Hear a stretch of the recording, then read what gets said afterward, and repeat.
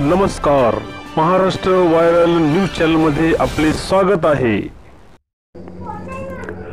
यवतमाळ जिल्ह्यातील उमरखेड शहरामधील बस स्थानकमध्ये बॉम्ब कॉलिंगची रंगीत तालीम। वाहन पार्किंगमध्ये अज्ञात इसमाने घातपात करण्याच्या उद्देशाने बॉम्ब बॅगमध्ये ठेवला होता। सदर बॉम्ब हा डिफ्यूज होणारा नसल्याने त्याचा ब्लास्ट करून निकामी करण्यात आला। यावेळी बस स्थानकामध्ये हजारो नागरिकांनी गर्दी केली होती।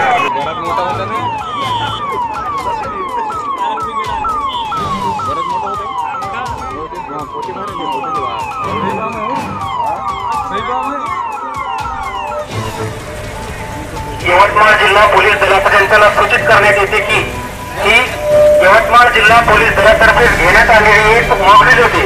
मॉकड्रिल म्हणजे रंगीत तालीम। एखाद्या वेळेस खरोखरच गर्दीच्या ठिकाणी किंवा संवेदनशील ठिकाणी काही समाजकंटक लोकांनी बॉम्ब ठेवला किंवा दहशतवादी हल्ला झाला तर पोलीस विभागातर्फे कशा प्रकारे सामना करून ती कृती पूर्ण केल्या जाते याचं एक प्रात्यक्षिक होतं। आपल्याला माहितीच आहे आगामी आता 26 जानेवारी त्यानंतर महत्त्वाचे सण उत्सव आहे।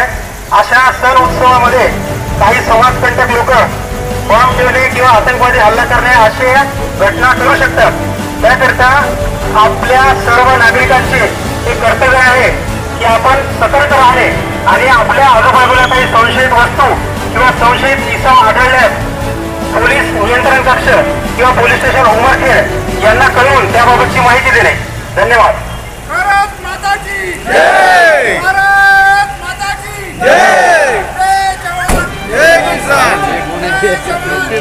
पोलीस अधीक्षक सरांच्या मार्गदर्शनाखाली आजची उमरखेड बसस्थानक येथे मॉकड्रिल घेण्यात आलेली आहे। वस्तुस्थिती अशी आहे की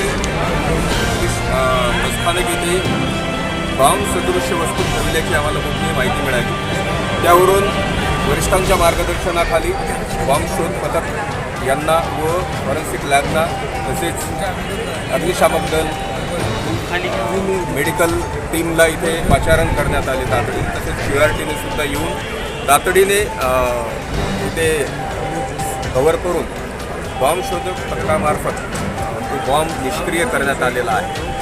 ही कारवाई अत्यंत वेळेत आणि कोणत्याही नागरिकांना कुठलाही धोका उत्पन्न न होऊ देता अगदी सुरक्षितपणे आणि तातडीने ही कारवाई करण्यात आली। माननीय SP सरांच्या मार्गदर्शनाखाली अशा मॉकड्रिलचं प्रत्येक तालुका पातळी तसेच जिल्हा पातळीवर आयोजन केलं जातं। त्यामागचा सर्वात महत्त्वाचा उद्देश नागरिकांनी अशा घटनांपासून अशा